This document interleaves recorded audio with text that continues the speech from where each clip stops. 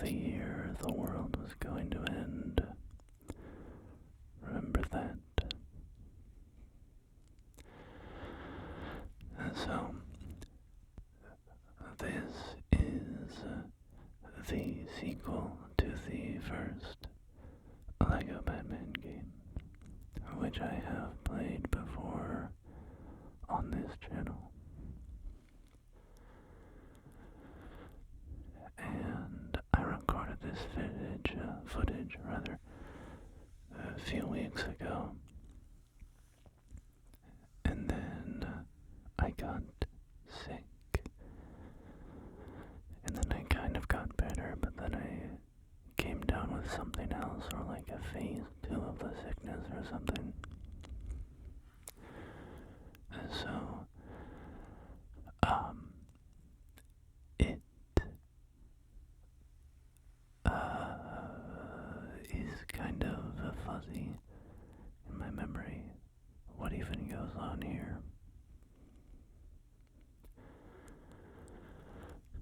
This was my first time playing this game. I played a handful of the Lego games when I was younger, but I never got around to this one. But I recall quite enjoying this from when I played it a few weeks back. So let's see what we get up to. We have defeated Harley Quinn here. We have sort of a rapid fire who's who of Batman villains in this opening level. I remember that. And I skipped the opening cutscene, but it has to do with Lex Luthor and Bruce Wayne competing for like Man of the Year or something. And Bruce beats out Lex, and Lex is not very happy, and then all of these Batman villains attack the party.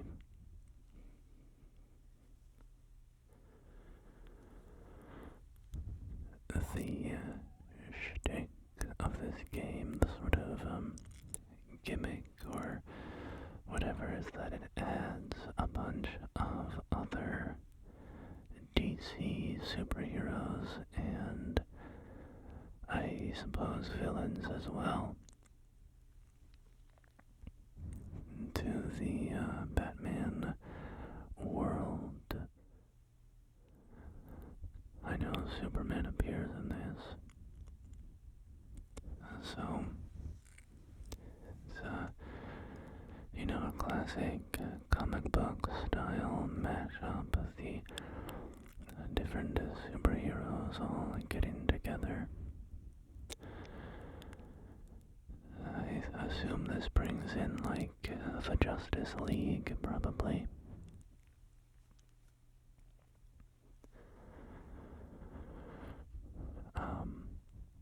Yeah, one of the primary mechanics in the first Batman game, which they have preserved here, is the suit aspect.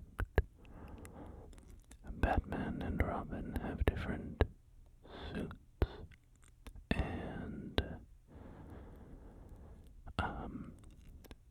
you need to swap into different suits to obtain different powers to get through certain environmental challenges.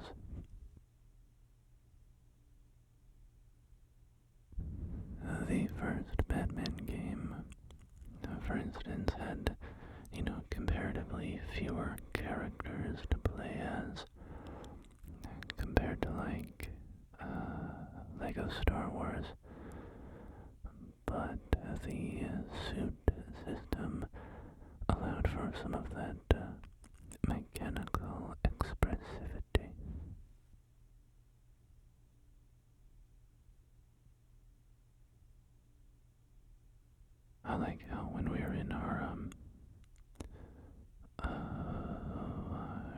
what this suit is called, whatever this sort of invisibility X-ray suit.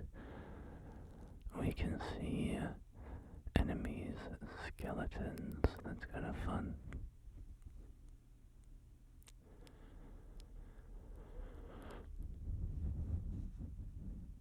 This is kind of random, but I've seen a little bit online about a comic series.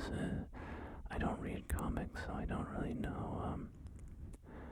I don't know the proper terminology or comic run, whatever it might be. Called Absolute Batman. It really piqued my curiosity. The artwork looks super cool.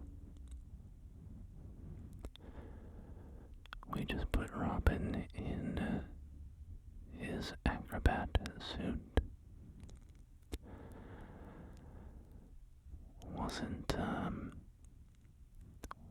What Nightwing was in the circus, right? I was thinking one of Batman's sidekicks was like a circus guy. I think that might be Nightwing, though.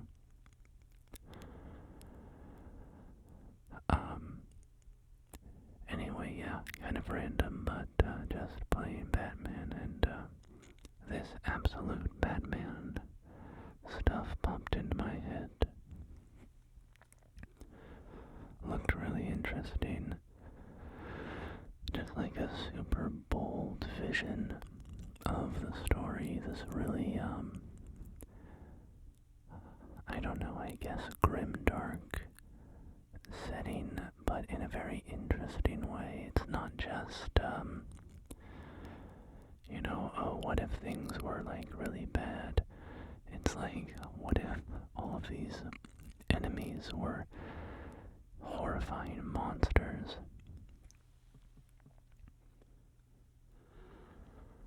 It looks really cool. I've never really had the urge to read comic books before. It's just never jumped out to me. But this Absolute Batman stuff looked really cool. Got me thinking it would be fun to get my hands on those comic books. If any of you watching are comic book fans and are following Absolute Batman, feel free to sound off in the comments if I should check it out. Is it as good as it kind of seemed online?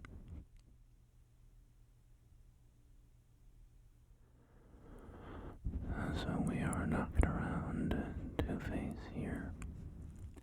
Harvey Dent. Harvey Dent.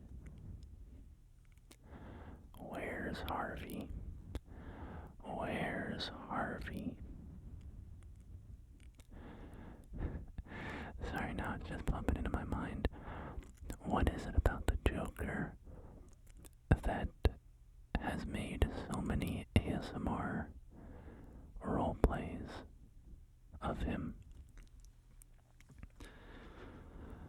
I feel like every male ASMR channel eventually ends up doing a Joker role play. What's the deal with that? Why is that a thing? I have no problem with it. I think it's fun. But it's just kind of interesting to me. It seems so random.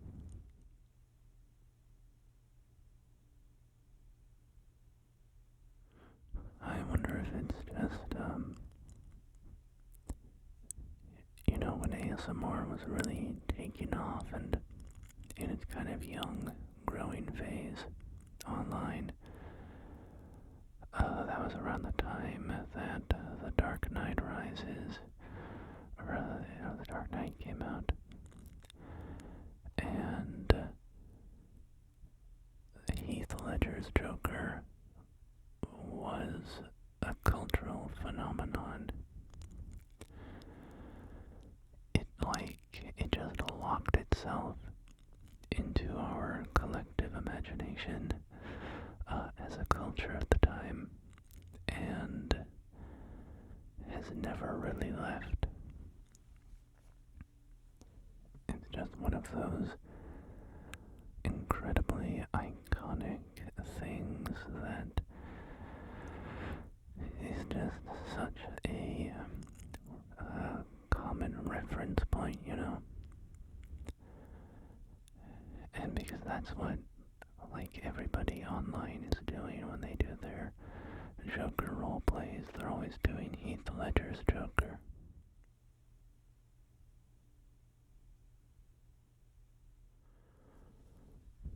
So the Joker has escaped on his boat,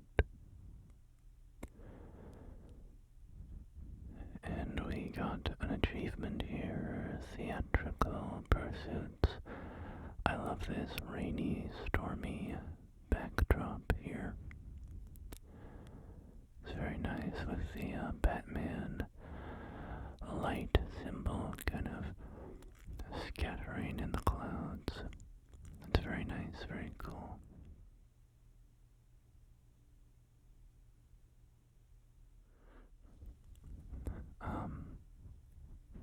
But yeah, I mean, I could just start rattling off a bunch of really big male ASM artists that I know of who've done Joker roleplays, and I just think that's kind of interesting. Maybe I'll join the tradition someday. And I thought my jokes were bad. Now this is gonna trigger just a tangent, but one of my best friends from high school, he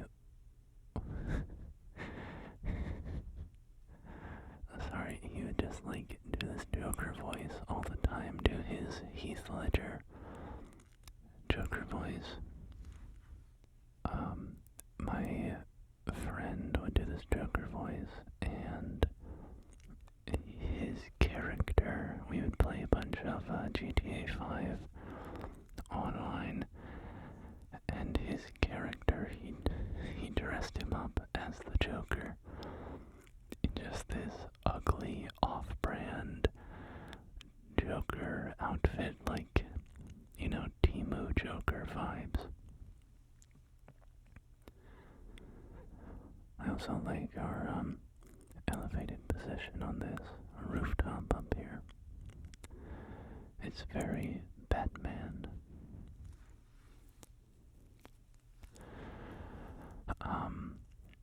And so I think of his, and he would do this horrible Joker voice while running around in GTA Online in his stupid little outfit. And he would just quote the movie, and it would kill me. I just thought it was so funny, because of how stupid it was. It's like that video online. There's kind of a classic video where it's a dude. I feel like he is maybe in a theater class, probably, and he decided to, for his final or something, do a monologue from The Dark Knight. And, his most famous line from it is he goes, "I'm the Joker, baby." And, anyway, those are the vibes that my friend would give with his Joker impression. "I'm the Joker, baby. I'm the Joker, baby." So, anyway, that was just a little tangent. So I really like this open world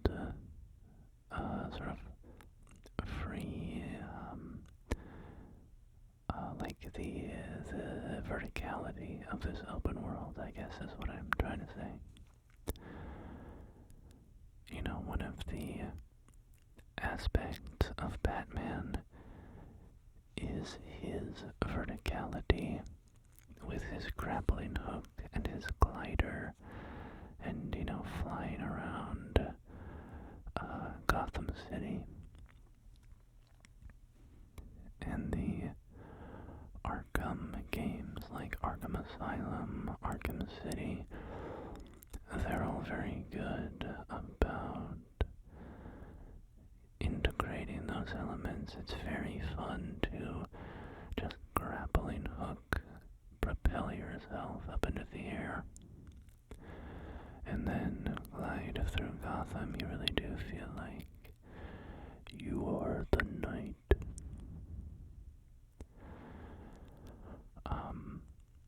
So yeah, having this sense of verticality in this game is appreciated.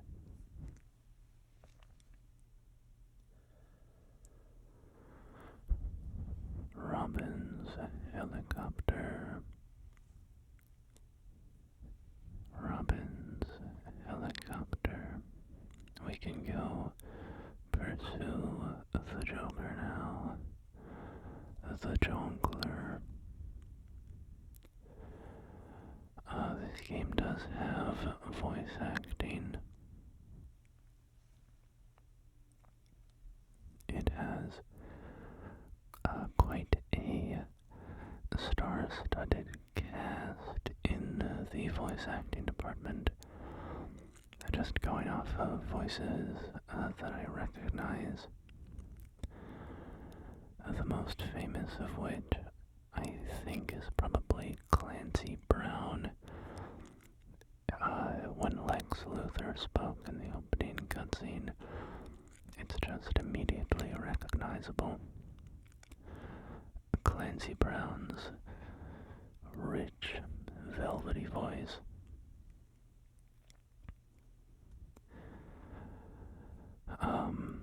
You've probably seen him in John Wick Chapter 4, right, or 3. How many of those movies were there? The last one, the last mainline one. Clancy Brown plays the adjudicator guy that comes in.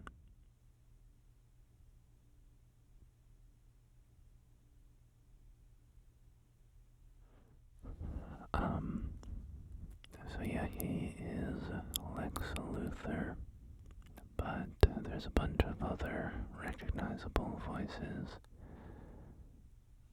in the game. We just got a new suit here, the power suit. We can now destroy silver Lego bricks. Classically in the Lego games, silver bricks need to be destroyed by specialized characters who have access to high explosives, so bazookas, thermal detonators, and so on.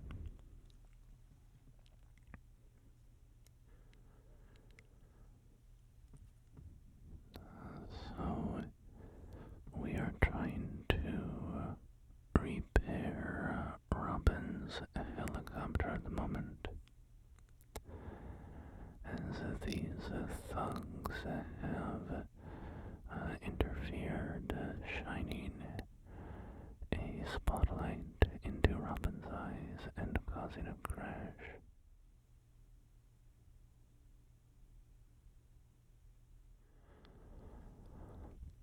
The magnet suit. Oh yeah, I was having some trouble here. I didn't know how any of this stuff worked, but I was trying to figure out what the deal was with these blue things, but I suddenly couldn't get the thing to connect to lock on. So I gave up and started walking somewhere else.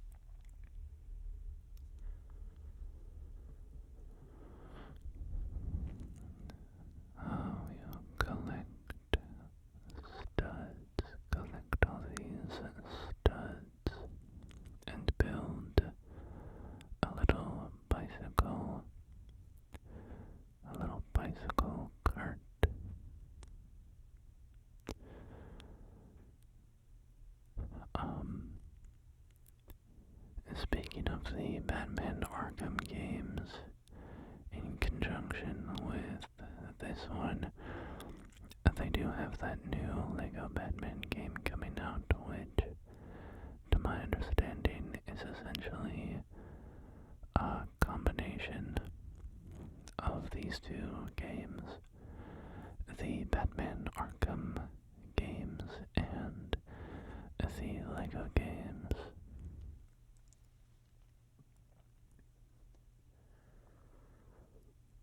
That does sound pretty fun to me.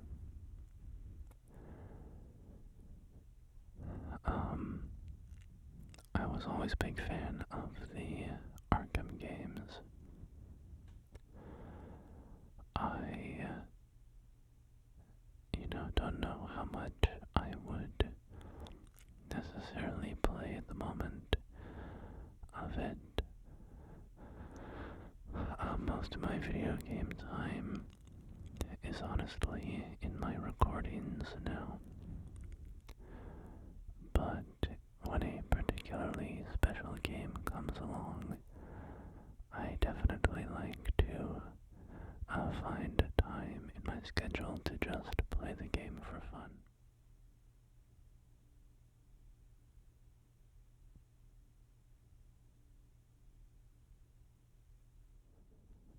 I'm just at a time in my life where the idea of, some 200-hour RPG or whatever is honestly more off-putting than appealing, just because time is very sparse. For instance, I've never played Cyberpunk, and I finally picked it up on a really good deal recently. And I've had a lot of requests to play Cyberpunk on this channel and explore Night City, which would be very fun. But yeah, I've never played Cyberpunk, and even though it's sitting there in my list of games now owned, it is sort of too intimidating to ever actually play because of the time investment that I know is going to be expected.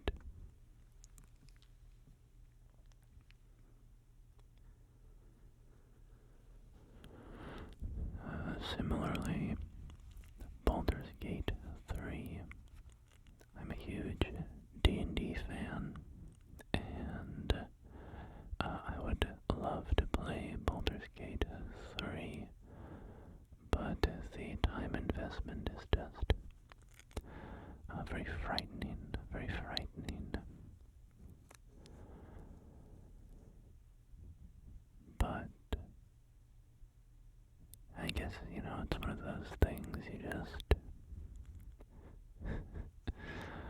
I don't know, you take the time that you do have, play a little bit of it every week, and then 3 years later you finish the game, I guess.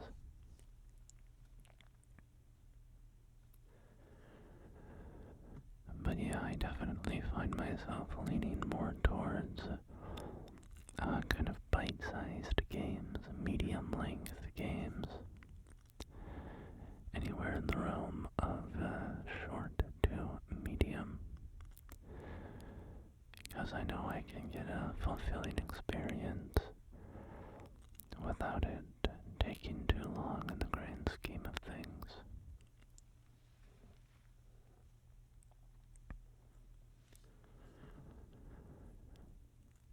Or I just play, multiplayer,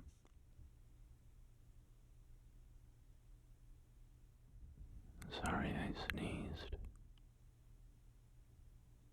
It was a crazy sneeze, and then I was sitting there like, where's number 2? And the number 2 sneeze was, it was right at the gates, it was close. And I thought, oh, we're gonna get sneeze number 2. Sneeze number 2, it never came. So here we are.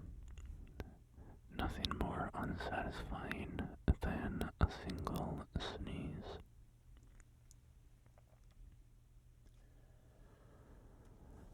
But yeah, I was just saying, I also just play, games like Night Rain where I can just kind of have a satisfying experience with the amount of time that I have for a session.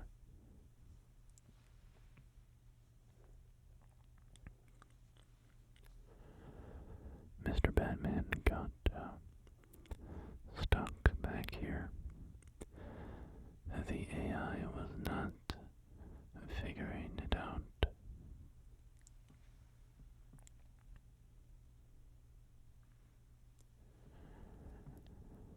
And so up here we can pull, and release. I think that's the final component for the helicopter. So we should be good to get down there and get in pursuit of the Joker, who I can see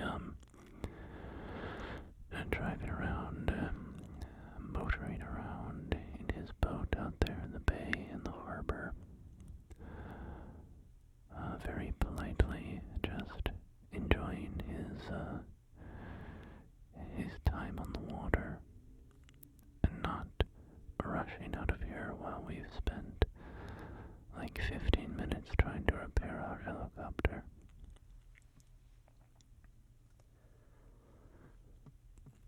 That's how you know what Joker's motivations really are, He doesn't care about the money. He's really in it because he loves Batman. His relationship with Batman is all that matters. I do remember here, I did not jump into the helicopter immediately because I noticed how close we were to attaining the stud target for whatever it's called in this game. True Jedi is what it is in Lego Star Wars, but I don't know what it's called here.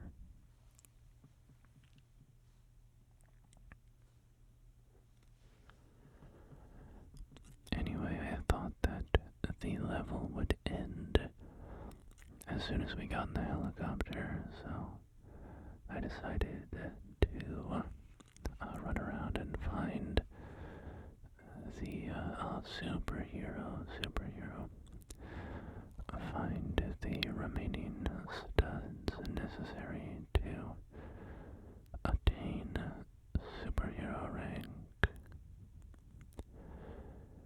In our little playthroughs of these LEGO games, I do not generally take the time to maximize stud gain. But in this case, where it was so close, I figured we would just finish it off.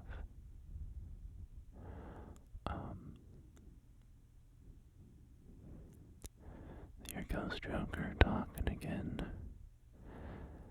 Hey, Batlame and Slobbin. Batlame and Slobbin.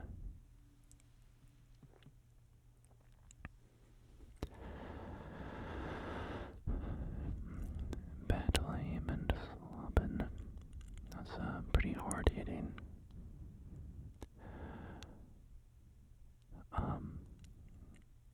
Sorry, I was just repeating that because I was trying to decide if I should make the joke about I want Robin to be slobbering, if you know what I mean, but I decided that that would be a little weird to say, so I decided not to say it.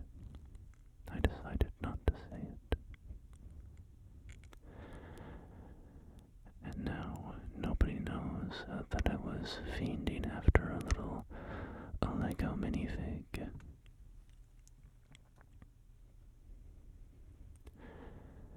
Oh, and there's the Batwing, just in time.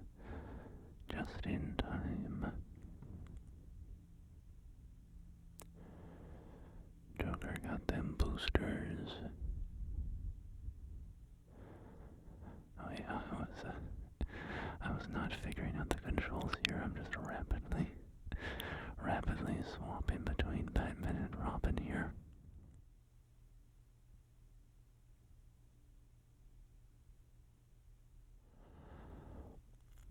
So,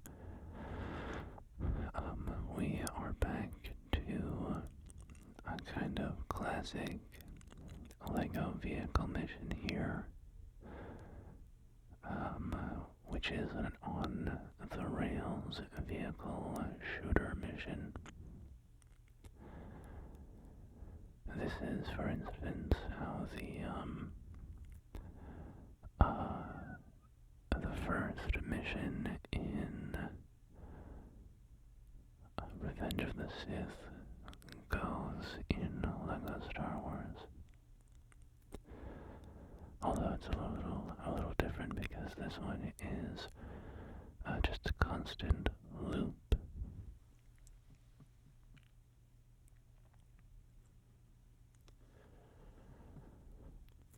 So we are going to way overshoot superhero because we're getting a lot of studs from this segment as well, and there's even one more segment after this.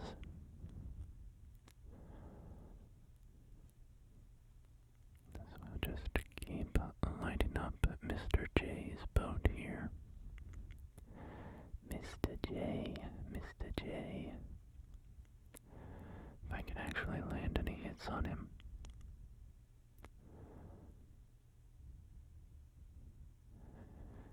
You have to keep shooting the little homing missiles out of the air.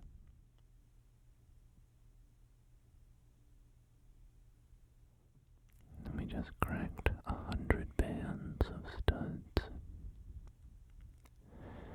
Do not go band for band with me when it comes to studs.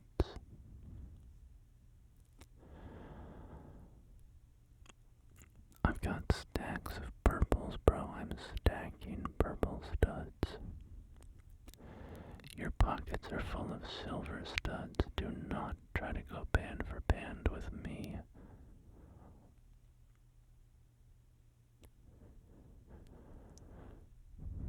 A lot of hostile vehicles here. Makes you wonder where Joker's getting all of these resources, you know.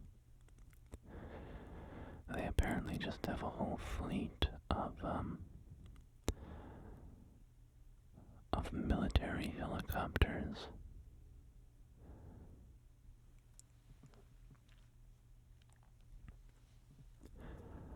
I think Batman needs to stop worrying so much about chasing down the villains individually and start using those detective skills to figure out where all of these supervillains are getting all of their military grade equipment.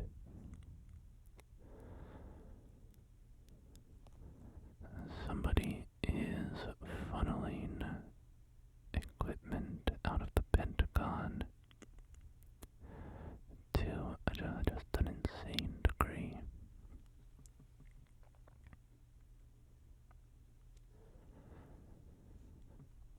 We can build something here, build a little cannon here.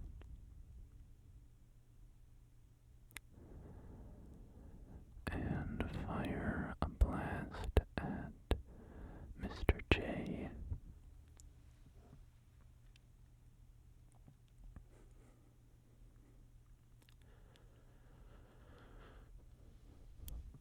Let's see, what do we have? You like pies, Batman, because I think they're going to like you. Alright. Joker is throwing banana cream pies at us, I assume. But they also seem to be electric, be emanating electrical energy.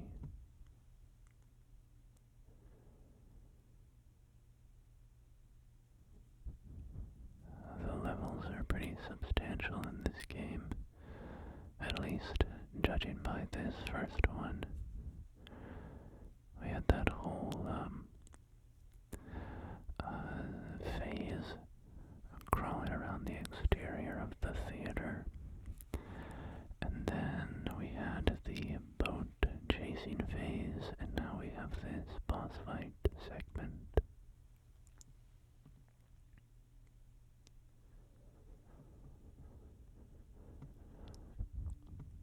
Alright, we finished connecting this wall over here, and now Robin in his magnetic suit can climb up.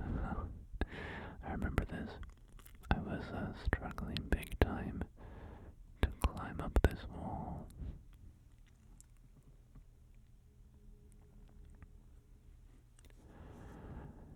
If I recall, I had to basically hold left on my joystick to go up the wall, but then once you reach the top of the wall, holding left will actually throw you off, so you then have to kind of move it upward.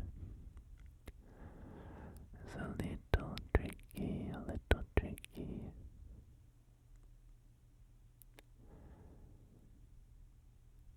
Now we can remove these pins and send this whole structure down on Joker's head. You like dodgems, Batman, because, forget it.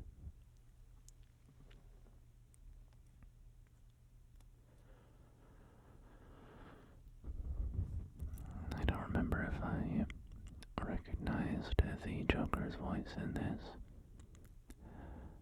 I'm not watching this footage with sound right now, so I'm not recalling the voices.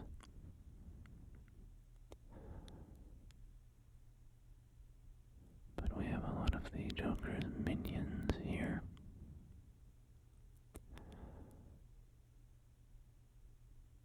We need to get into this this sort of bumper car looking thing.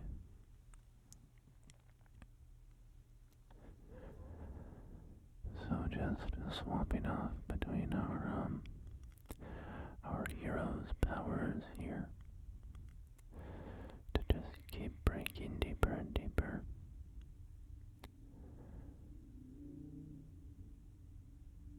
Hear that? Somebody just went by with a roaring engine.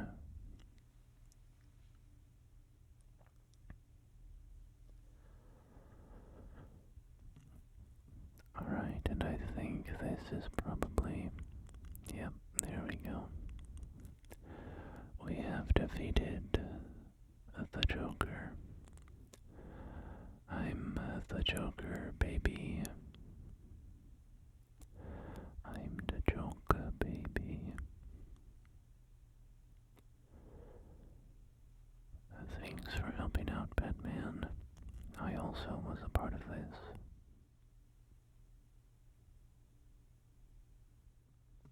Superman has arrived. I think Superman is voiced by Travis Willingham, if I remember. I like the characterization of Robin in this game as just this kind of ignored goofball who just wants to get some attention for his participation.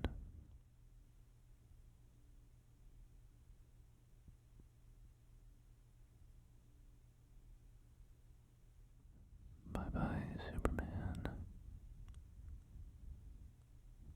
He's so nice.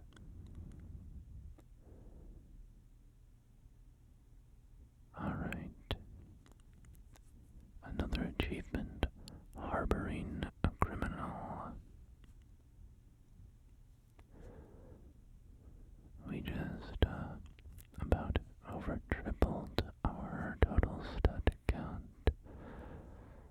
so that made us a lot of money.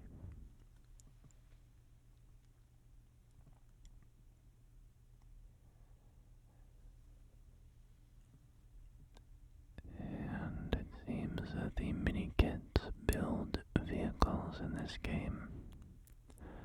I'm not sure if you can then use the vehicles after they are constructed.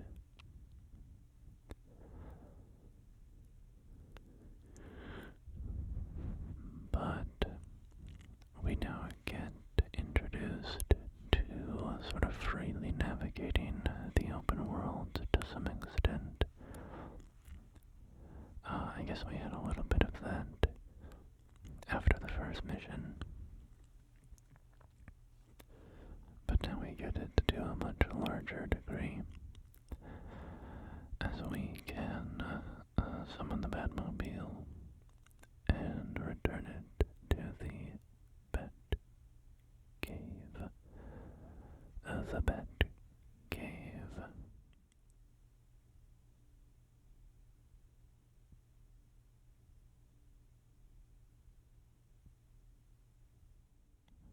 I feel like games in the 2000s and maybe the early to mid 2010s, there was always racing segments in games. There would always be a race in I don't know, Knights of the Old Republic and like Jak and Daxter. I don't know, those are just two random games, but races were a very common mini game. That just popped into my head. We don't do races anymore very often. It would just be like randomly thrown into a game. You would have a racing segment.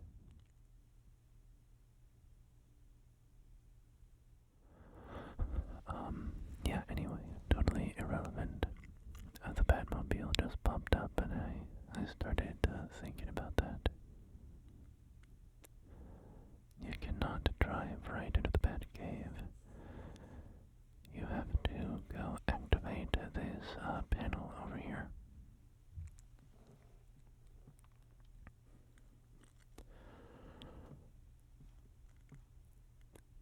Into the Batcave we go.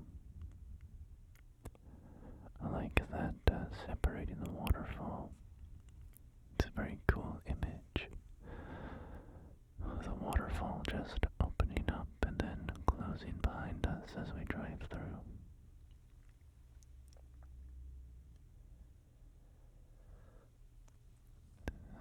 So here I was gonna end the video, but oftentimes at the end of these LEGO videos I like to spend a bunch of the studs that we've earned.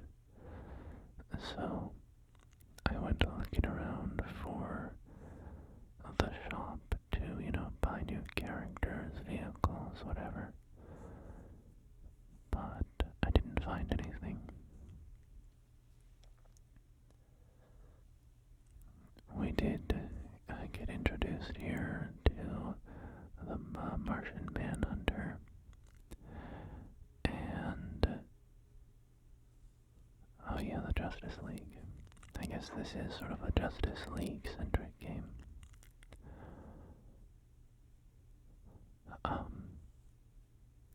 But yeah, this segment seems to introduce us to how to start additional missions. From this console here,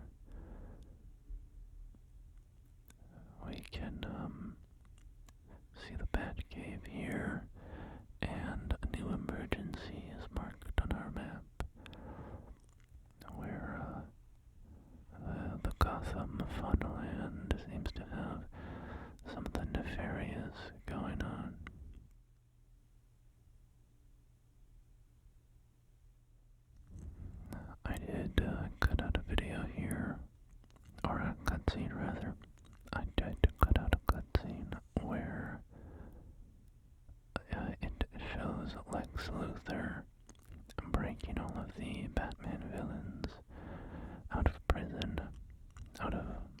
asylum, I suppose. And allying with them to cause some trouble. But anyway, I think that will bring an end to our exploration of Lego Batman 2. Thank you for joining me. Thank you for bearing with me as I try to get back into recording videos after being sick for a while. And I will see you next time. Until then, my friends, please take care of yourselves